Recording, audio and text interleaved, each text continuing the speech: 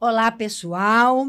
Estamos aqui com o primeiro encontro de Cara com Mazé. É um espaço que a gente pretende criar aqui para poder conversar sobre tudo aquilo que atravessa a nossa vida. Sobre arte, sobre cultura, sobre comunicação, sobre conhecimento, afetos, tá? E a gente quer convidar você para estar conosco nesses programas, que serão quinzenais, às segundas-feiras, às 19 horas. Então, já sabe, né? Se inscreve, toca o sininho, acompanha, divulga, para que nós possamos construir e aproveitar esse espaço que é nosso. Tá? E para esse primeiro encontro, nós temos o prazer de conversar com uma... Posso chamar de comunicóloga também, tá? Posso chamar também, tá? Nós vamos conversar sobre tecnologia, comunicação, a realidade, um pouquinho de saúde mental, tá? Então, para isso, tá? Eu convidei e ela deu o prazer, né, de aceitar a Vera Galhardi. Vera, muito obrigada e por você estar aqui. Eu espero que não seja só essa vez, que seja a primeira de outras. E, por favor, se apresenta um bocadinho aí para nós. Ai, Mazé, muito obrigada pelo convite, viu?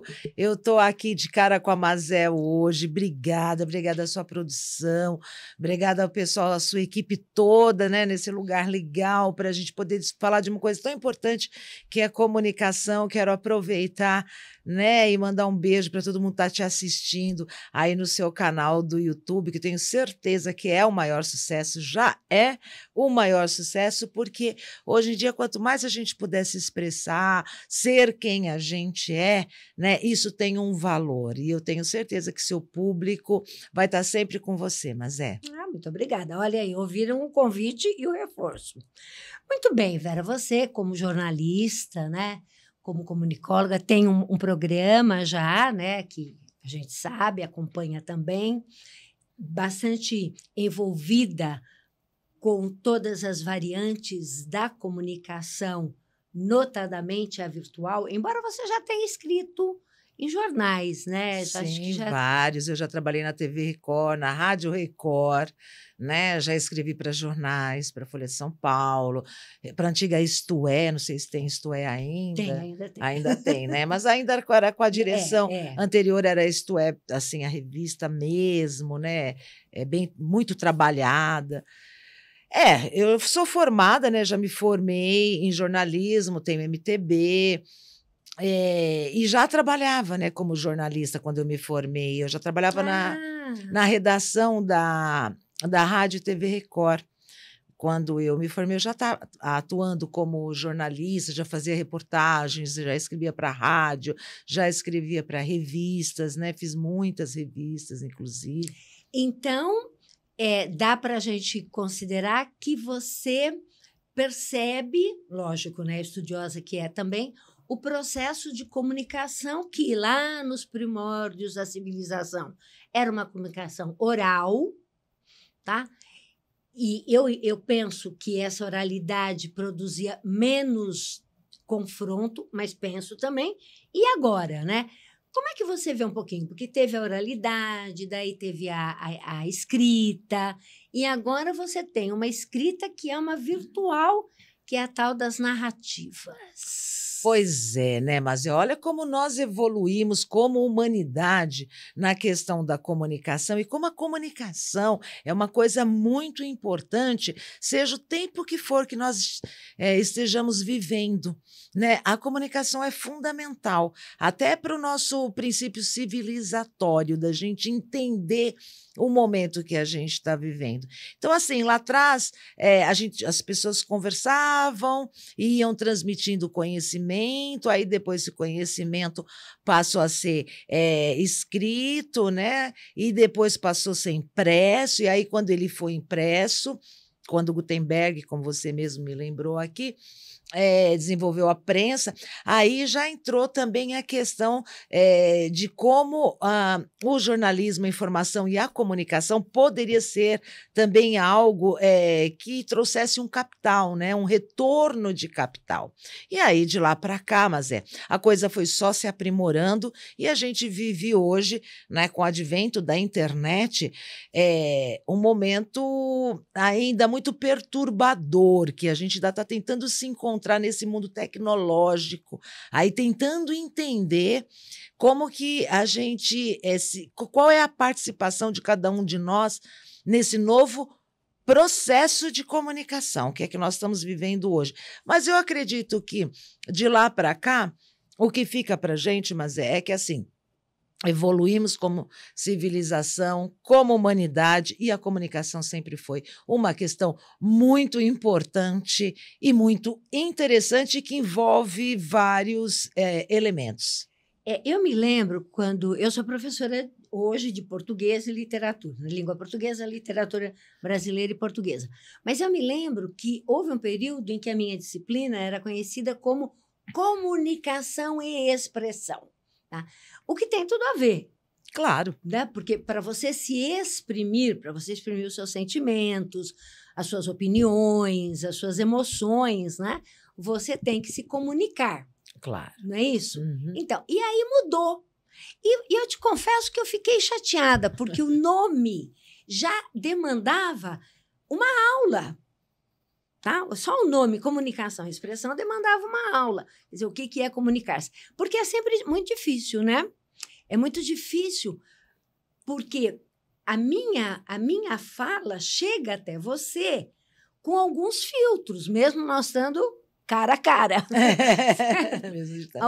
Você imagine uma outra comunicação, que é aquilo que você costuma chamar, e todo mundo chama, tá? Das narrativas. E, nesse sentido, você acha que esse processo de desenvolvimento, passando pela escrita, pela prensa e agora nesse novo suporte, acho que eu posso falar isso, né? Pode. A internet é um suporte. Isso, é um suporte, né? Você acha que isso trouxe uma libertação ou uma centralização de poder? Então, eu acho que nós estamos, assim, como civilização e como humanidade, nós estamos justamente questionando, nós estamos nesse momento, né? Porque, assim, o advento da tecnologia, da internet, como é a internet que a gente conhece hoje, ela já é antiga, né? A gente já acho que no tempo da Segunda Guerra Mundial já tinham-se os primeiros experimentos de comunicação, assim, por essas ondas, tudo. Mas a internet, comercialmente, como a gente conhece agora, ela é muito recente. Ela é muito recente. Aí a gente descobriu que a gente podia falar com várias pessoas no mundo todo, da onde estivéssemos, né? Isso democratizou, todo mundo virou blogueiro, todo mundo virou jornalista. Eu mesmo vejo que às vezes tem que estar disputando o credenciamento com colegas que nem são formados, mas se intitulam como jornalistas. E aí democratizou, só que aí chegou nesse momento que você diz.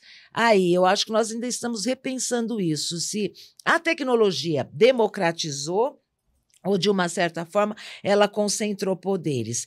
E eu acho que se ela concentrou poderes, e isso é uma coisa que eu acho que a gente... vale a reflexão, ela não concentrou só poder, sabe? Ela concentrou também muito dinheiro, né? Porque hoje os donos das plataformas, eles são multimilionários, eles têm dinheiro de nações. Numa trajetória muito rápida, coisa de 15, 20 anos, eles adquiriram patrimônio equivalente ao dinheiro de toda uma nação. E também exercem o seu poder, né? Vide Elon Musk, né? Que procura exercer o seu poder através da comunicação. Por quê? Porque aí ele faz a narrativa que ele quiser dos fatos. Então, acho que nós estamos aí justamente nesse momento de refletir, né? Sobre o uso da internet, das redes sociais, o impacto disso na nossa vida, e como elas funcionam na prática e quanto elas impactam no emocional, no mental, no psicológico e no espiritual. nessa linha do psicológico e espiritual, você entende que o acesso facilitado a conteúdos sensíveis como violência, conteúdo adulto, estímulo ao ódio, à agressão, ele é um sintoma ou uma causa desse processo de desenvolvimento da comunicação virtual, né? Olha, mas eu não saberia dizer se é sintoma ou causa, porque eu acho que aí a gente teria que estar vendo caso a caso, porque o ser humano cada um é um, e teríamos que juntar uma banca, né, de psicólogos, psicanalistas, para poder definir se é causa ou efeito. Precisamos, mas nós devemos chegar a isso. Eu acho que nós temos que começar a pensar sobre isso. Mas o que eu acho que a gente tem que se preocupar nesse momento, e poucas pessoas, inclusive, falam sobre isso, a gente tem que entender como funcionam os algoritmos e como eles nos seduzem a ponto de levar a adquirir conteúdo que, em sã consciência, a gente não estaria vendo aquele conteúdo. Duas coisas aqui você falou. Você viu que você falou algoritmo, eu costumo brincar dizendo, eu queria tanto ser apresentada a um algoritmo.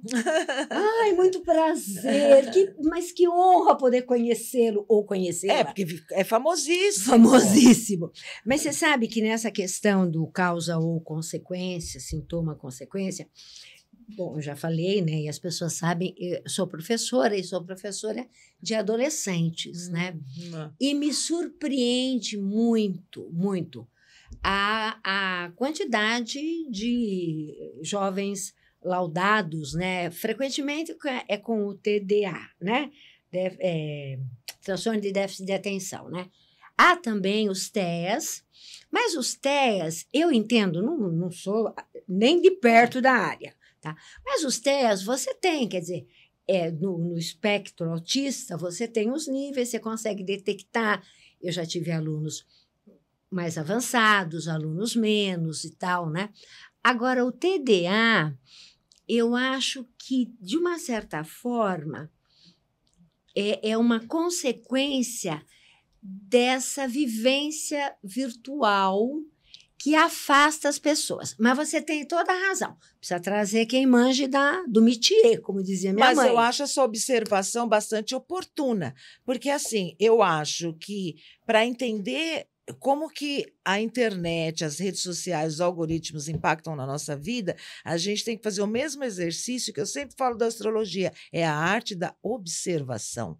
A gente tem que observar como as pessoas se comportam, quanto tempo elas passam usando, né, a tecnologia, e é a partir dessa observação que a gente pode levantar algumas questões que aí uma banca mais especializada pode analisar e trazer essas respostas.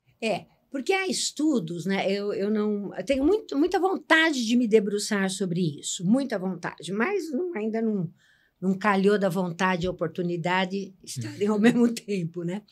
Mas há estudos que dizem que essa questão, né, do desequilíbrio mental, da doença mental, ela tende a se aprofundar, quer dizer, é importante a gente saber quais seriam as razões para isso, para buscar reduzi-las, né? Impedir que elas aconteçam. Quer dizer, por que isso acontece? Como é que a gente intervém hoje para evitar que aconteça no futuro, né? Como é que é isso, né? Então, acho que é importante nós nos programarmos para... E quando você fala de futuro da comunicação e futuro da internet, é amanhã, é logo ali, né? Porque é muito veloz. Demais. Atropela a gente. Demais. Você sabe que em 2006, quando eu fui para a Secretaria de Educação, tá? Assim, eu já conhecia, mas eu ficava encantada com o fax. Tá? Que você põe um papel escrito, ele roda, vai mandar ondas, reflexos, não sei o que mais. Deve ser micro-ondas que usa, nem sei. Pois é. Aí um outro aparelho recebe e devolve para aquilo. Eu falo, meu Deus, porque a transmissão ao vivo é mais razoável. Uhum. Certo? Mas você está vendo lá, está filmando, está mandando lá. Mas o decodificar uma uma técnica. Uma assinatura, vai a assinatura da pessoa. Eu ficava encantada. Aí, eu também ficava, mas eu confesso que eu ficava olhando assim, ó. Eu ficava horas, porque eu gosto dessa arte da observação, então também eu ficava fascinada. Como, né? Porque, como você falou, uma transmissão ao vivo, na nossa sociedade, nós já absorvemos isso a partir do advento da televisão. Sim. Né? Então, uma transmissão ao vivo, para a gente, não é mais tão surpresa. Mas o fax, eu acho que foi uma das coisas que eu ficava ali horas e horas olhando e falava, meu Deus, que encantador. Encantador, mágico. Mágico. Aí veio, inclusive foi muito legal, porque eu falei, só uma memória muito afetiva que eu tenho. As creches não tinham fax e as nossas dirigentes tinham que ir até a secretaria para pegar as informações. Falei, não, então vamos pegar todos os fax que nós temos, vamos mandar para as creches e com a verba carimbada da educação do Fundamental 1, a gente compra o computador e a impressora. Porque aí eram os e-mails, né? Que é outra mágica também, né? Outra mágica. E a última, na minha opinião agora, é você gravar mensagem. Você grava aquilo lá, aquele som e a mesma voz. É assim, não dá para confundir a voz da Mazé com a voz da Vera. Isso é... Quer dizer... Bom, não dava, porque agora nós temos IAs, né? É verdade, nós vamos chegar lá. Vamos chegar lá. Por isso que eu digo, amanhã... É hoje. É hoje. Quando a gente fala de tecnologia da informação. Né? Mas vamos continuar aí no seu assunto. Isso, nós vamos chegar na IA. Bom, eu vou fazer uma pergunta que você vai me dizer que ela é... A pergunta do século, ou quiçá do milênio, né? Mas como podemos recuperar o controle sobre o que é consumismo? Você já me deu uma dica nos precursores aí. É verdade, eu acho que essa pergunta, mas é muito importante, porque não adianta a gente também só levar para as pessoas o problema ou pedir para que prestem atenção e não dar também alguns caminhos, né? Eu acho que, assim, a gente só vai conseguir ter o controle quando a gente ampliar o nosso conhecimento. Nós estamos vivendo hoje num mundo que a gente tem que ampliar o nosso conhecimento. Quando a gente era jovem, a gente tinha lá, né? História, geografia, português, as matérias que a gente tinha que saber. Hoje a gente tem que saber aquelas matérias e mais outros conhecimentos, como, por exemplo, tecnologia da informação, desenvolvimento, TI. É complexo e nós temos que saber pelo menos um pouco disso tudo para que aí sim a gente possa dizer que a gente tem um certo domínio da situação. E como fazer isso? Observando. Isso, como fazer, porque eu estou querendo aprender aqui. Eu sou a professora aluna mais diletante. Eu sempre recomendo às pessoas, eu recomendo às pessoas observarem com quem você convive, observar o comportamento das pessoas e também se auto-observar. Então, por exemplo, te dar uma ideia. Eu, por exemplo, e a minha filha também agora está fazendo isso, a gente se policia quanto tempo que a gente está aqui, ó, nas redes sociais. Porque uma coisa é você estar no e-mail, checando sua caixa de e-mail e respondendo seus e-mails, e por ali a gente tem uma série de documentações, inclusive por isso que os hackers sempre querem o nosso e-mail, porque eles sabem que ali a gente guarda a senha, por ali eles vê se a gente tem propriedade, se a gente tem mais que uma conta bancária, né? Mas o fato é, uma coisa é você está no e-mail, outra coisa é você estar nas redes sociais. Então, se policiar quanto tempo a pessoa fica nas redes sociais, né? Quanto tempo a gente também fica nas redes sociais, quais as palavras a gente digita para buscar um assunto que a gente quer? Por exemplo, eu sou jornalista e gosto muito de pesquisar, fico sempre observando se tem movimento tectônico, se tem vulcanismo, né? E todos esses assuntos, eles me interessam. Então, diariamente eu digito assim, né, lá se teve algum sismo de grande potência e tal. Mas aí você também tem que ter cuidado com as palavras que você digita, porque as palavras que você digita, você vai compondo o seu algoritmo, ele vai entendendo o que é que você gosta, o que é que você se interessa, e automaticamente ele vai mostrando para você, sem você precisar pesquisar. Certo? E aí, se a minha filha usa o meu aparelho, por exemplo, e ela pesquisa sobre beleza, criança, qualquer coisa, ela contamina o meu algoritmo, porque eu vou começar a receber conteúdo que, teoricamente, não me interessa. Né? Então, por exemplo, a minha filha ela tem servido muito nesse momento, nós temos conversado muito sobre isso, porque a gente tem o Arthur, né, que é o filho dela, e tem 13 anos. E o que nós observamos? É a arte de observar. Sempre falo, gente, tanto na astrologia quanto na tecnologia, a gente tem que desenvolver a arte de observar o outro e a nós mesmos. Então, a gente observa quanto tempo cada uma fica nas redes sociais, e aí uma fica alertando a outra. Fala, poxa, passou muito tempo. A gente não permite que ela use meu celular ou eu use o dela, que é para não contaminar, para a gente não começar a receber informação que não nos interessa. Ficamos muito de olho no Arthur, no que ele está vendo, o tempo que ele está na internet, inclusive, aonde ele se posiciona, tem um espelho. E pelo espelho a gente faz um monitoramento sutil, porque a gente tem que lembrar sempre da liberdade, né? Porque senão a própria criança não vai se desenvolver com liberdade. E como ele reage? Quer dizer, tudo bem com sutileza, tal, mas de alguma forma há um acompanhamento e, quiçá, até um controle. Quer dizer, aqui não, aqui sim. Como é que ele reage a isso? Que você falou que ele tem 13 anos. 13 anos. Como é que ele reage? Ele sempre fica assim, não...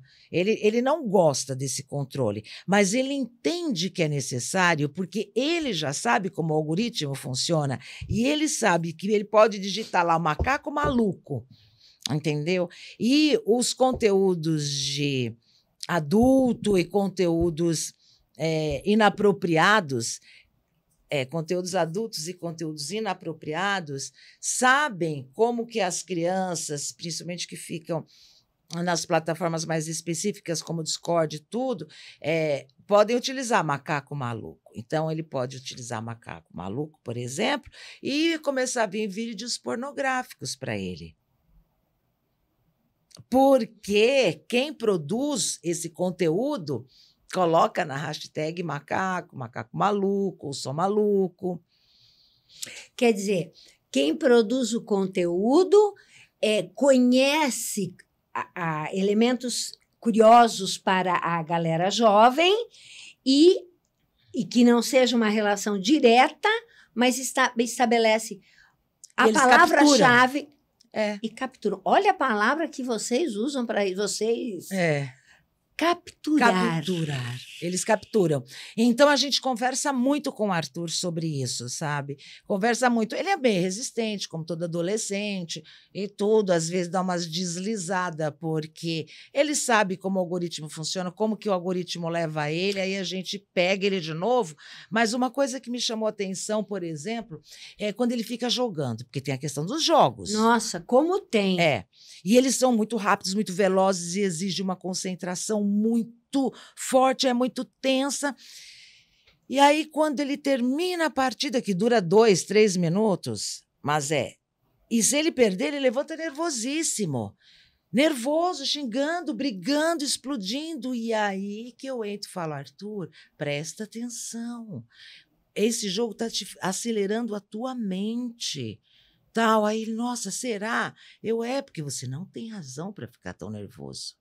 Você só perdeu, a vida é ganhar ou perder. Calma, você só perdeu.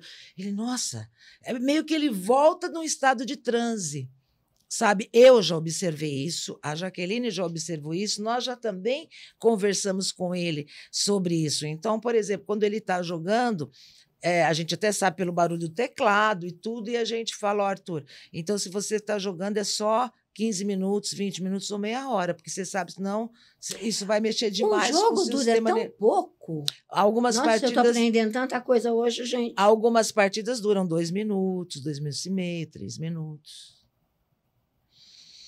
só que numa velocidade descomunal, Sim. onde a criança tem que ficar com todas as atenção, emoção e controle corporal ali e numa disputa. E assim, terminou um, já inicia surge o convite para o outro e o convite para o outro. De uma certa forma, embora não seja a rolagem, ela acaba tendo a função da rolagem, que é de você buscar o próximo, buscar o próximo, buscar o próximo. Que é isso que eu digo, que é como o algoritmo funciona, seja no jogo, seja nas pesquisas, seja no Google, seja nas redes sociais. O algoritmo é como quase algoritmo como se fosse é a mecânica, é o desenvolvimento, o algoritmo é a mecânica, é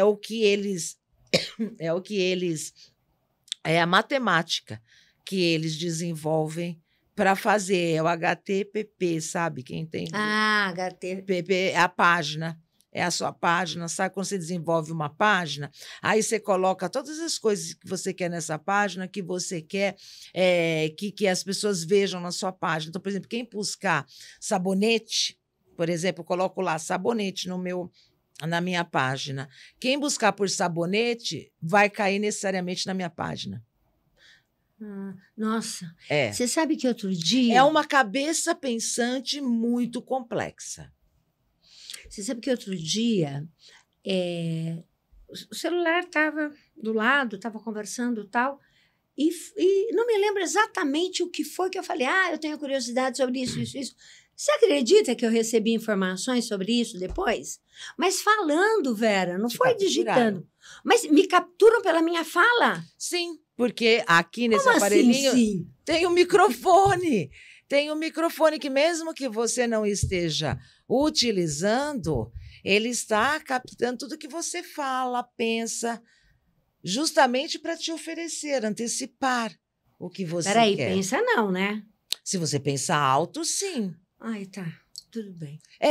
Acontece. Entendi. Porque muitas amigas minhas falam, muitas amigas minhas falam, Vera, nossa, eu pensei num assunto assim e só falei, podia vir, podia ter. Menina, veio aqui, apareceu. Por isso que eu digo, porque a gente tem que ter cuidado, porque a gente pensa alto muitas vezes. Sim, sim. Eu fiquei impressionada. Bom, vamos lá. Acho que essa daí, de certa forma, você já avançou um bocadinho. Vamos só amarrar. De que forma podemos deixar as redes seguras e o algoritmo, esse ser... Esse cérebro, né? É um cérebro. Esse cérebro aí, sem armadilhas para a nossa mente. É desafiante, porque primeiro a gente precisa entender como esse cérebro funciona. Algumas pessoas têm algumas ideias, como eu, por exemplo, que estudo, eu tenho uma ideia disso. Mas, assim, enquanto eu estou estudando uma coisa, os desenvolvedores já estão lançando 2, 3. Então, primeiro, é difícil de acompanhar. Mas eu acho que, assim, a gente tem que começar do básico. E eu acho que uma das coisas que pode nos garantir um pouco mais de segurança para nós, adultos, nossos filhos, porque tem adultos como também, que são capturados e arrastados e mudam a sua personalidade. Quando a família descobre, eles já estão totalmente viciados e contaminados pelo conteúdo adulto. Né? Adulto ou outras coisas também. Uma das coisas é a regulação, né, da internet, que a gente espera que nesse ano, com o governo Lula e que o Congresso olhe para isso com o máximo de atenção e faça a regulação. O que é a regulação? Não é regulamentação, gente. Eu ouço pessoas falando em regulamentação, falam, ai, meu Deus. Porque, assim, a regulamentação da internet no Brasil, ela já foi feita na época da Dilma, que a gente tem até o marco da internet. Por isso, nós podemos usufruir da internet, das redes sociais, das buscas, né, dos sites de busca e uma série de coisas. Então, a regulamentação nós já passamos. Agora, a gente precisa regular. Regular é o seguinte, quem é responsável pelo quê? Então, por exemplo, a plataforma que criou o seu cérebro, né, que é o algoritmo, que é um cérebro mecânico. Cada plataforma tem um cérebro, um algoritmo? Sim, cada uma tem a sua. Agora, eles têm similaridades, né? Porque um copia do outro, mas eles têm similaridades. Mas cada plataforma tem a sua. O YouTube, por exemplo, tem a dele, né? O YouTube é uma página, é um site. Então, ele tem um cérebro dele, assim como o Instagram tem, assim como as outras redes sociais têm. E aí, o que acontece? Tem que saber, a regulação, ela vem justamente para colocar o que o presidente Lula falou na ONU, que você bem lembrou aqui na nossa conversa, né? Que ele falou que é crime na vida real, tem que ser crime na vida virtual, porque hoje nós estamos vivendo em 2 mundos, né? Mas a gente está vivendo no mundo que a gente vê, que é o mundo real, que a gente pega, que a gente percebe e sente, mas nós temos um mundo virtual correndo à parte, com milhões de coisas acontecendo, e que muitas vezes, sem perceber, você está também envolvido, né? Porque você tem uma página, porque você fez uma busca, uma série de coisas. Então, a regulação ela é muito importante, porque ela tem que colocar o que é crime na vida real também no virtual. Só que quando chega no virtual, o negócio fica um pouco complexo, porque, por exemplo, o YouTube disponibiliza conteúdo, ele é uma plataforma de vídeo que ele disponibiliza, você se cadastra lá, você usa o cérebro dele para você postar o seu conteúdo. Agora, se você fizer algo infracional, ele já tem, no caso do YouTube, já tem uma política, né? Uma política de acesso, tal, ele já tem uma retaguarda. Mas se de repente você pega, abre um ao vivo e começa a fazer algo que foge, que entra no mundo do crime, no mundo real, quem tem que brecar? Quem é o responsável? Quem produziu o conteúdo? É a plataforma que está distribuindo ou é a plataforma que não conseguiu ver a tempo que você estava desrespeitando uma lei? Mas como ver a tempo se tudo é automatizado? Bom, então, neste caso, quem está fazendo ao vivo e tem um comportamento inadequado, até mesmo quase criminoso ou delituoso, olha que bonito, delituoso, tem responsabilidade no campo físico, digamos assim. E a plataforma que reproduz isso tem que se melhorar, ter mais recursos para impedir a divulgação disso. Ambos são, não é isso? Na minha opinião, ambos são responsáveis. Exatamente, mas é essa questão que está sendo discutida nesse grupo de estudo que está estudando a regulação da internet, né? Alguns representantes das plataformas, eles participaram dessas conversas, mas outros não compareceram, alguns não compareceram a conversa com o governo, porque, na verdade, é o que você falou. Teoricamente, a plataforma que distribui o conteúdo ela tem a sua parte de responsabilidade e quem produz e tem uma conduta delituosa também tem a responsabilidade. Mas o que choca mais é que, assim, o efeito é muito rápido, não dá tempo de salvar as pessoas, né? Então, o que o governo Lula estuda também nesse processo de regulação é a prevenção, evitar que isso aconteça. Só que as plataformas, como elas dizem que todo o processo é automatizado, quando viu já foi. Quando viu, já foi. Quando viu, já foi. Quando o automático da plataforma identifica, já foi. Aí, algumas plataformas já têm uma política de banimento. Você vê que tem pessoas que já foram banidas do Instagram, do Facebook, do YouTube, tudo. Até alguns artistas foram condenados agora recentemente ou estão sob investigação. Então, já existe uma política, mas aí nós não estamos trabalhando a prevenção, porque aí já foi. Então, mas eu acho que a gente tem que andar, sabe, Mazé? Se não dá para a gente, nesse momento, ver uma legislação que faça a prevenção, mas que, pelo menos, ela cobre dos responsáveis as responsabilidades pelos crimes cometidos via internet. Da divulgação. Não, acontece a transmissão. A gente teve agora recentemente, né? Bem recentemente mesmo, na sexta-feira, na Argentina, onde 3 mulheres foram sequestradas, torturadas, perderam suas vidas, foram assassinadas, tudo com transmissão ao vivo por alguma plataforma que eles não quiseram, inclusive, mencionar qual foi a rede que essa quadrilha de criminosos, que depois as investigações ainda estão correndo, o fato é muito novo, mas nos choca Sim, imagina. por demais, nos choca por demais.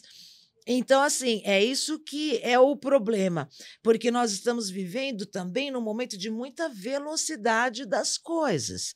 E aí, quando vê, já foi, quando vê, já foi. E como que essa plataforma não suspendeu? E quem é que estava assistindo? Como que tem pessoas assistindo? Eles também, quem assiste, quem acompanha, também está cometendo um crime delitoso. Sim, também. Tem que ser responsável. É como se fosse o receptor. Ele é. Você não tem receptor de Então, carro roubado, de. E também isso estão Isso, discutindo. Também estão discutindo justamente isso também. Sim. Que quem participa como espectador também é inserido como ato delituoso no crime. Coparticipe no crime. Que aí são as questões de direito que eles estão lá. Mas a questão das plataformas, da responsabilidade das plataformas, e como vai ser essa regulação, continua sendo uma questão que a direita coloca como antidemocrático, como ditadura. Por quê?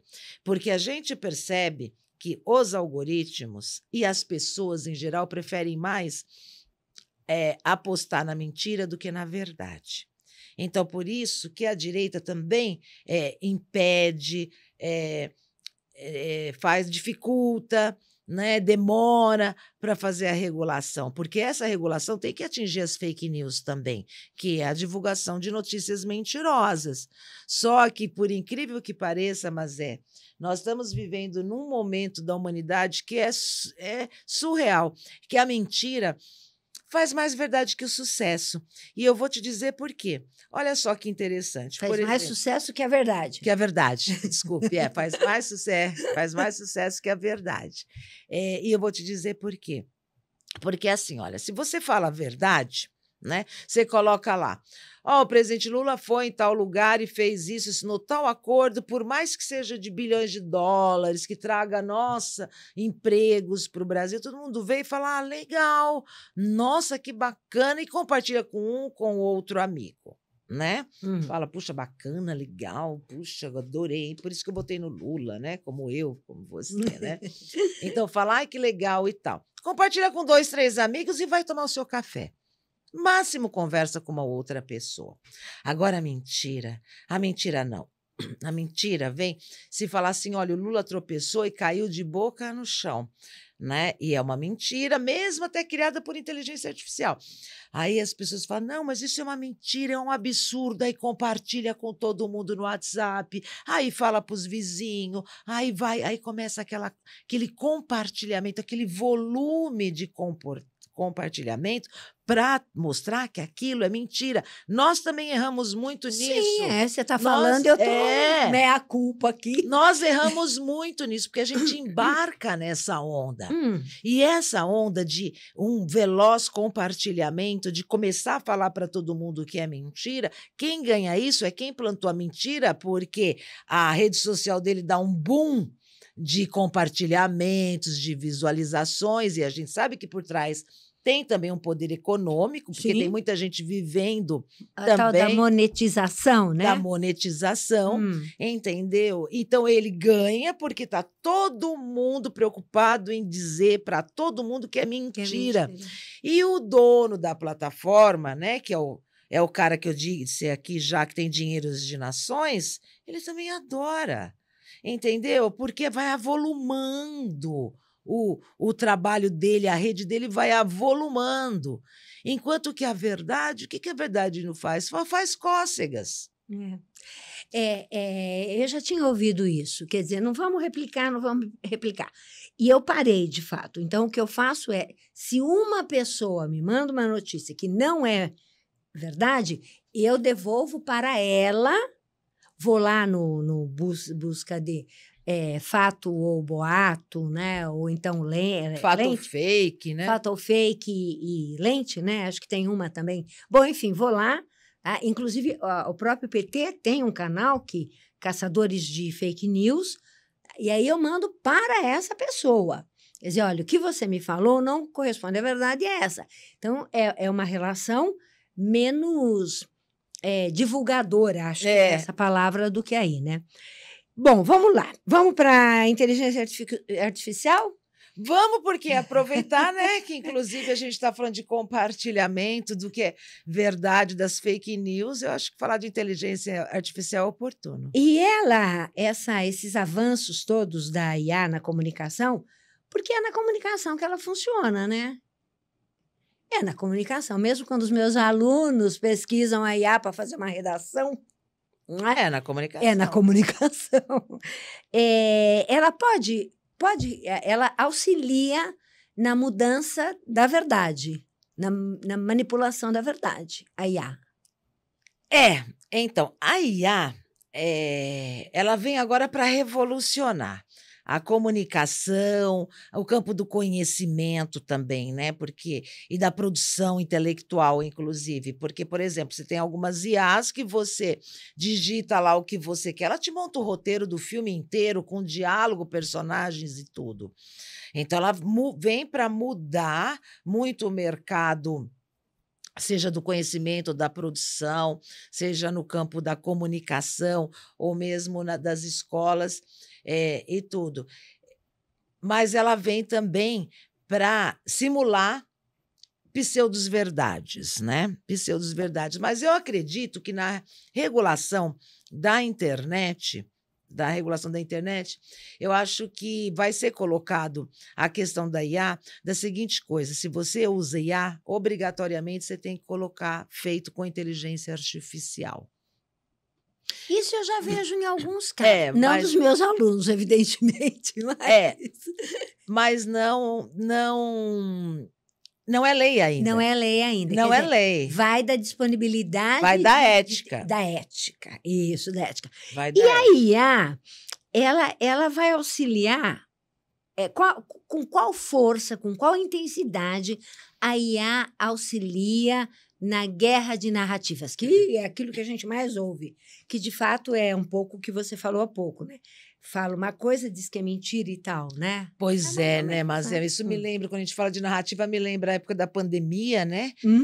Que, assim, as pessoas chegavam ao cúmulo de dizer para a gente, assim, cada um com a sua verdade, então.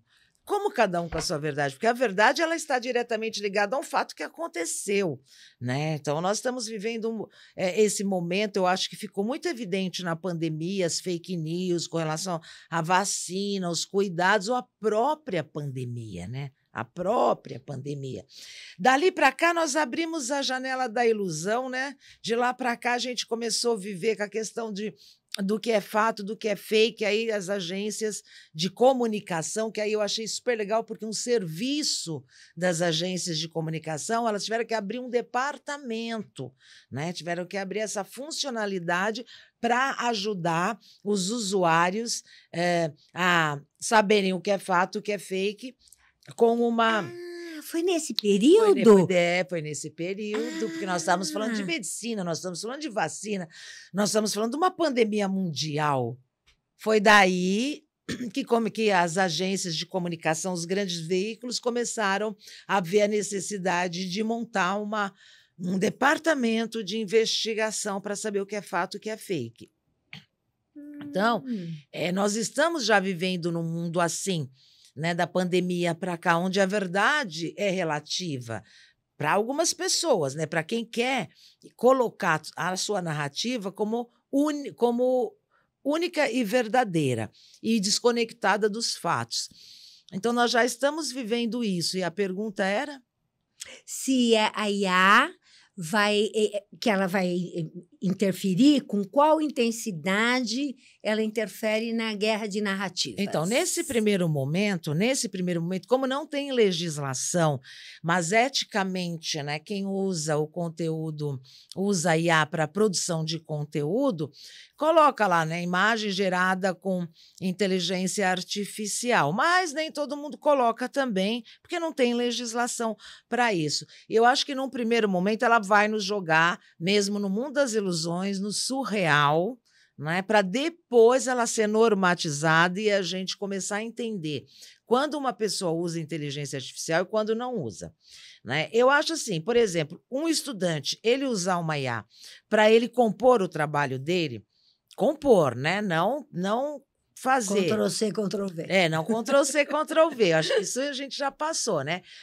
Eu acho que isso é legal, ajuda, porque assim, é menos tempo, ela já faz uma compilação de dados, já te entrega uma série de informações, porque assim, o que a gente tem que entender que hoje em dia tempo é uma coisa muito preciosa, é a coisa que tem mais valor. É a coisa mais valorosa é o nosso tempo hoje. Então, se você tem uma IA que te ajuda a compor o seu trabalho, se você quer escrever um livro, você tem uma dificuldade, né? E aí você usa uma IA para poder acelerar o processo, porque você tem aquela ânsia de fazer logo, ver o negócio feito. Ok. Uma IA para uma fotografia, para te colocar numa roupa adequada, num negócio legal? Ok. Porque nada disso está te desconectando da verdade. Mas tudo tem o seu outro lado. E aí, quando a IA começa a produzir conteúdos desconectados da realidade, que já estão acontecendo, e estão acontecendo, ao meu ver, como um laboratório ainda, para ver se as pessoas conseguem perceber se aquele conteúdo é de IA ou não. Então, o que teve agora, recentemente, rolando nas redes sociais? Tá, é agora, é esses dias. Uma dessas detentoras e desenvolvedoras de uma IA fez um vídeo, né, de uma mulher lavando roupa e o bebê no carrinho, o carrinho começa a correr e vai cair assim no quintal, né? Vai cair no quintal e o cachorro que está observando essa cena levanta rapidamente e puxa o carrinho do bebê para perto da mãe. E aí o desenvolvedor ou os desenvolvedores jogaram isso na plataforma deles como verdade. Eles não informaram que era IA. E assim, milhares de pessoas dizendo que cachorrinho lindo, que atitude nobre, que maravilha, por isso que eu defendo os animais. Então, ali já foi um teste de que assim, a IA ela é tão perfeita, ela está ficando cada vez mais tão perfeita, que se não tiver uma regulação de que todo o conteúdo de IA tem que ser informado, mas isso por legislação, Sim. A gente não vai conseguir. E aí sim ela pode nos jogar na realidade paralela, porque ela pode criar fatos. Como o caso do cachorrinho que foi lá salvar o bebezinho. Eu entendo que essa fantasia de tal forma realizada, não sei, ela pode trazer consequências ruins. Porque não é, primeiro, qualquer cachorro. Poderia, eventualmente, ter um cachorro assim. Você tem os cães guias e tal. Mas isso é uma eventualidade. Sim. E aí você pode crer que o seu cão pode fazer isso. Você pode experimentar. Como foi num certo período, algumas vezes, garotas, acho que foram mais garotas mesmo, que tentaram aquele dos limites, tinha não sei o que lá, azul, tal, que levam adolescentes a situações de risco fatais. Acho que o Lula retomou isso por conta da regulamentação a partir de uma garota que acabou, né, indo a óbito por conta, eu não sei se foi exatamente de IA, não me lembro agora, talvez não seja, mas de uma relação de poder que uma IA bem feita pode desenvolver também. Claro, porque quando a gente tem que pensar no que a IA ela começa, ela coloca a gente numa situação de dificuldade quando ela é usada nas disputas e na captação das pessoas, como você falou dessa moça, olha, isso é gostoso, isso é bom, e na verdade não é. Né? E na disputa, por exemplo, pode colocar um presidente da República numa situação que ele não esteve e que não tem como você contestar, dada a velocidade das imagens, entendeu? Tudo que compõe aquele cenário. Eu acho que a gente está entrando, como se não bastasse a guerra das narrativas, nós estamos entrando no mundo das ilusões. Nós estamos entrando no mundo das ilusões. E aí, cada vez mais, eu acho que a regulação da internet, ela vai se tornando cada vez mais necessária, porque quando a gente fala de disputa política, econômica, disputa de poder, e até mesmo na nossa vida, você imagina uma mulher recebendo um vídeo do marido dela na cama com uma outra mulher e aquilo não existiu. Verdade. Ela pode cometer um crime, Uhum. pode levá-la a um crime, e aquilo não aconteceu. E é muito fácil mexer na IA, viu? É muito fácil mexer numa IA. É coisa de criança. Então, eu acho que eu sou muito adulta para isso. Mas eu posso voltar à minha infância, à minha criança interior. Mas eu ouvi uma reportagem, Vera, de uma professora, não me lembro agora, uma universidade estadunidense, que ela criou a sua, sei lá, o seu sósia, a sua sósia, não sei, e ela alimentou com todo o trabalho, todos os trabalhos dela, pesquisa, livros e tarará, tarará, e esse ser, tá? Esse ser pode ser consultado pelos alunos a qualquer hora, mas as respostas são dadas a partir do que ela fez. Então, era como se ela tivesse criado um repertório. Ela fez o banco de dados dela. Isso, ela fez o banco de dados dela. Tá? Então, porque o que se usa até hoje no IA é o banco de dados de pesquisa do Google e outros buscadores. Entendeu? É isso. A IA hoje ainda funciona assim. No caso, ela fez um trabalho mais elaborado. Ela desenvolveu provavelmente ela desenvolveu uma inteligência, né? Ela desenvolveu um HPP, não sei, assim, tecnicamente, da IA eu não sei, eu sei das outras coisas, da IA eu ainda não sei. E ela montou o banco de dados. Isso, foi isso. A partir do conhecimento dela. Né? O que nós temos hoje, não. O que nós temos hoje busca-se no Google. É a partir do conhecimento do Google e outros. Nós estamos chegando meio no final, mas qual seria... tá bom o papo, né? Eu também estou achando muito... como é que a gente...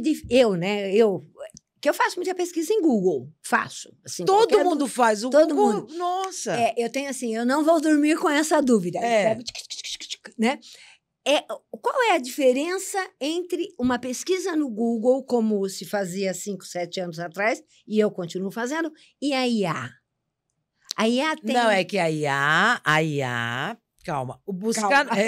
Não, é que são coisas diferentes. No Google você tem conteúdo, você tem informações. Na IA você trabalha vídeo, imagem, você trabalha formas. Você trabalha imagens. Que são criadas a partir da informação. Não, do que você quiser. Você conversa e diz, olha, eu quero uma mulher loira, alta, vestindo uma calça bem justa, com um sapato bem alto. Numa mão ela segura o signo de Áries, na outra ela puxa um animal.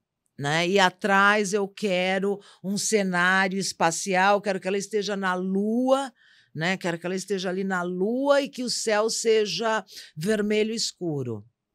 E a foto, o rosto dessa mulher é essa foto que eu estou te mandando agora. E eu não quero que você nem rejuvenesça e nem envelheça. Eu quero que você siga exatamente esse rosto. É um criador. Aí você manda 5 segundos. Criador. É o criador. Tudo criador. Aí, por exemplo, se você quiser colocar alguma informação, você vai ter que pegar essa imagem e coloca uma informação, entendeu? Então, uma coisa é sua busca no Google, outra coisa é você usar uma IA. As IAs hoje, elas trabalham mais com imagem, vídeo, como esse vídeo que eu te falei. Não tinha diálogo, por exemplo, nesse vídeo. A mãe não falou por nada, o cachorro corre e nem falou, meu filhinho vai estar caindo. Sim, entendi. Mas existem IAs que copiam a nossa voz. Você pode ter, eu posso ter uma personagem de IA para o meu canal, por exemplo, quando eu não tiver a fim de gravar. Foi isso que a professora dessa universidade, que eu não sei se os clones, né? Os clones, é verdade. Bom, então, o futuro da comunicação globalizada, em que pese o Trump querer voltar às coisas fechadinhas e que ele é que mande, né? Não quer mais o multi, né? Ele quer o dele só. Mas a comunicação globalizada está intimamente ligada à questão da IA. Não necessariamente IA, mas acho mais a questão de poder mesmo, né? Eu acho que quem tiver as ferramentas mesmo cada vez mais atualizadas vai ter o poder no mundo, né? Porque aí ele vai mostrar qual é a verdade que ele quer. Ai, eu quero. E nós temos que ter cuidado com isso. Por isso, nós temos que entender muito sobre tecnologia da informação. É uma das matérias, uma das informações que a gente tem que falar diariamente, conversar com a nossa família, com os nossos filhos, com os nossos vizinhos, porque tem muita gente viciada, muita gente entrando na internet em conteúdos que em sã consciência não iriam, e isso está desequilibrando adultos, jovens e crianças. Eu me lembro de ter lido um texto que fala do brain rot, quer dizer, o cérebro podre, apodrecido, que o ano passado foi a palavra mais, a nova palavra mais desenvolvida, né? Notadamente na galera jovem, tá? Que é o rios, né? A rolagem, que traz a mesma sensação de prazer do caça-níquel. Aquilo me impressionou de uma tal forma, qualquer, acho que a gente teria que ver isso, né? E me diga uma coisa aqui, rapidinho. Como é que você, Vera Galhardi, comunicadora, jornalista, estudiosa sobre a questão da astrologia política, que nós vamos marcar para falar isso, que já tem um monte de gente querendo entender melhor. Mas como é que você se vê daqui a uns 5 anos, considerando tudo que você falou? Poder, comunicação, ameaças. Olha, eu gostaria, se eu puder, né? Porque hoje em dia a gente não sabe o amanhã, como é que vai ser para ninguém, né? Mas se eu puder, eu quero estar ainda continuando estudando sobre tecnologia da informação, sobre comunicação, sobre astrologia e quero continuar tendo esse poder de passar esse conteúdo para as pessoas numa linguagem mais simples possível, né? Esse é o que eu faço hoje e que eu gostaria de continuar fazendo. Porque eu acho que é muito importante que as pessoas entendam o que elas estão vivendo no momento presente. Que momento nós estamos? A gente precisa saber que momento da história nós estamos. Porque se a gente não entender o momento que a gente está na história, a gente pode embarcar em falsas narrativas, falsas verdades, pode ter desequilíbrio, desenvolver doenças. Então é isso que eu gostaria, se eu puder. Vou continuar assim, estudando e transmitindo conhecimento. Ótimo, então transmita-os e traga para nós, tá? Olha, foi muito bom, aprendi muito. Aliás, tenho muito que aprender ainda com relação a isso, né? Que eu costumo dizer que eu sou analfabete. Mas eu também, porque enquanto nós estamos aqui, eles já estão desenvolvendo novas ferramentas. É verdade, né? E eu acho que a gente, né? Então, já nos deixamos engatilhadas para um outro podcast, né? Eu gostei muito, acho que todos que estão assistindo, todas também, com certeza, ou reforçaram o seu conhecimento ou adquiriram novos, né? E tem muito ainda que adquirir, muito, né? O saber não ocupa lugar, né? Então, por favor, né? Quiser deixar um recado, mas eu só quero te agradecer. Redes já vão estar sendo divulgadas também. Eu quero te agradecer, Mazé, pela oportunidade. Sempre muito legal estar aqui de cara com a Mazé, te desejar muito sucesso, muita sorte. Você é uma grande comunicadora, não é à toa que você é uma professora de português também. Então, eu acho que assim tem tudo para você poder também estar transmitindo conhecimento através, no caso do YouTube, né, e das outras plataformas. E espero estar com você novamente para a gente falar um pouquinho mais da próxima vez sobre astrologia, tá? Espero ser convidada para voltar. Vai ser, tenha certeza. Não tão rápido assim, mas vai ser. Já está na listinha. Bom, eu também queria me despedir, né? Desse nosso primeiro... Aliás, só existe primeiro se houver o segundo. Então, neste... É verdade, né? Mas haverá segundos, terceiros e tal. Agradecer muitíssimo. Esse espaço é nosso. Vocês viram o conhecimento todo que a humanidade produziu, produz e já aponta para produzir, que é aquilo que a gente tem que compartilhar. Porque quem tem informação tem poder. Então, venha conosco apropriar-se da informação e compartilhar um poder que tem que ser do conjunto da humanidade. Até mais.